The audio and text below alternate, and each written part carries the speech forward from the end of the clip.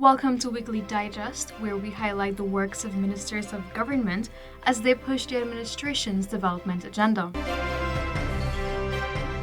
Residents of Linden were engaged on Saturday last by Minister within the Office of the Prime Minister with responsibility for public affairs, Kwame McCoy, on issues affecting persons residing in Christianburg, Block 42 Mackenzie, and surrounding areas. These engagements were a pivotal component of a two-day cabinet outreach led by President Dr. Mohammed Irfan Ali in Region 10. Region 10 is no different, except perhaps for the topography, but no different from the other regions of our country, in which we make tremendous investments in education, in health, in housing, in the social sector, in all of the sectors that we as a government on a daily basis create programs for and policies. They all trickle down here in significant ways to the people. Signifying a commitment to improved infrastructure, residents along the east bank of Demerara will soon witness the development of 100 roads, following the signing of $4.1 billion in additional contracts. Minister within the Ministry of Public Works, Deodat Indar, emphasized the importance of constructing high-quality roads during the contract signing. He urged the contractors to ensure the longevity of the roads, surpassing their expected lifespan for the benefit of the local community. But since 2020, 2021, 2022, and now 2023, we have added up the number of roads that we built in the community, and it's about 4,000 roads. $4.1 billion of contracts will be signed and gone into the hands of the people here. That is not a little bit money. I think if I pack up $4 billion, I might fill up this place in $5,000 bill. If it's $2,000, you might get extra 10. If you pack it up, it's a lot of money. And it's going into the hands of the people here.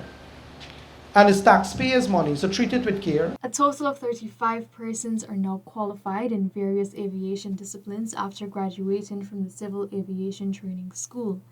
Minister of Public Works Bishop Juan Edgel stressed that government will continue to make the necessary investments for its citizens. This school must become a school where we train for the entire region. The 35 persons who are graduating this afternoon, who have completed their courses in various fields, in aerodrome control training, flight information and alerting services training, area control training, and the ab initio general training courses are adding to the stock of what we already have. Day 2 of the Ministry of Human Services and Social Security's Ministerial Forum on Gender Equality and Empowerment was marked by fruitful presentations and discussions among Caribbean member states. The event highlighted the region's commitment to mitigating gender disparities leading to empowerment. Minister Dr. Vindhya Prasad emphasized the crucial role of the family in achieving gender equality. How do we really achieve this equality? I believe it starts in families. I believe it starts in the messaging that we provide in our homes, how children are raised, and how we can change that messaging depends on the education and information that the generation of now is privy to. Because what is going to happen is the messaging will remain the same that it has been for generations. The curtains closed on the 2023 Afro-Caribbean Trade and Investment Forum, ACTIF 2023, on Tuesday evening at the Marriott Hotel, an event which has been dubbed a resounding success. The forum saw the participation of close to 1,500 attendees from 33 countries and the participation of some 30 businesses. We saw over the course of the last 2 days a number of avenues through which, a number of concrete avenues and opportunities through which closer economic and commercial ties can be explored, will be explored, and have already been initiated. And this has happened at a number of levels. Senior Minister in the Office of the President with responsibility for finance, Dr. Ashni Singh, says insurance must be viewed as an effective risk management strategy. People fall into calamitous circumstances, and from a governmental standpoint, this is a serious fiscal issue. Because people fall into calamitous circumstances. And there are far too many people who appear to believe that the government is an insurer. You fall into a calamity and the government will bail you out. And we will step in to do what we can to support citizens of Guyana. But the truth is that there is an instrument called insurance that is intended to be used to manage your risk. The Ministry of Tourism, Industry and Commerce, in collaboration with the Guyana Tourism Authority, GTA, launched Tourism Awareness Month 2023 themed Cultural Tapestry, Invested in Our People, Enrich in Our Heritage. In keeping with the theme, this year Tourism Awareness Month will be celebrated with a keen focus on strengthening the linkage between cultural heritage and tourism appeal. There is a link between our cultural tourism, our cultural heritage and tourism. Therefore, going forward, we can expect to see a wider integration of culture within our tourism trust. And it is with this end that we have started a working group to explore how we can fully integrate our objective of preserving our heritage and hence celebrating our tangible and intangible heritage to promote tourism.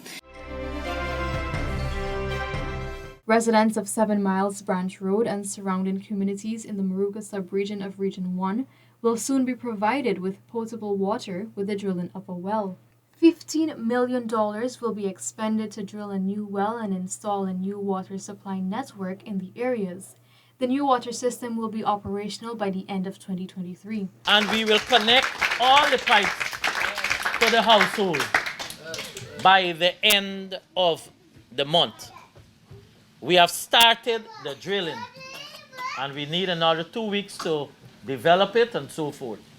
And then of course, and the laying of the pipes will be done by you. We will be doing what is called community participation. That is, you will be the one, we will pay you to lay the pipes.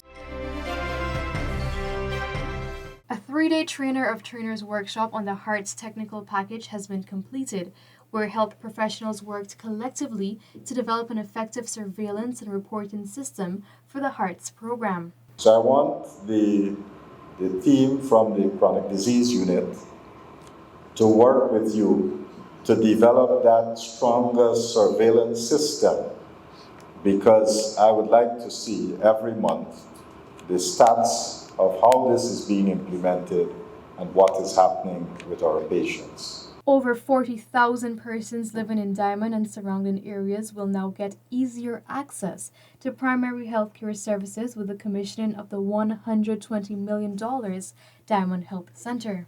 It's a health center like any other health center, but so the services that we'll be providing would be things like for mother and a child, so antenatal services. We would also provide services for adults and children who would need whatever general services that they need to come to a health center for. So we must be able to do that here. The Ministry of Health has sounded the call for 1,000 persons to register for the Nursing Assistant Training Program, which is free of cost. The program, which forms part of Guyana's strategy to bolster the workforce by building human resource capacity, will be opened to interested persons this month. Next year, when we open up the platform again, we want a minimum of 1,500 people to come into the program. We are looking generally to train maybe about 5,000 registered nurses, and we want them from every region of the country. This brings us to the end of this edition of Weekly Digest. For these and other government-related stories, do log on to our website at dpi.gov.ui and our social media platforms as well. Goodbye.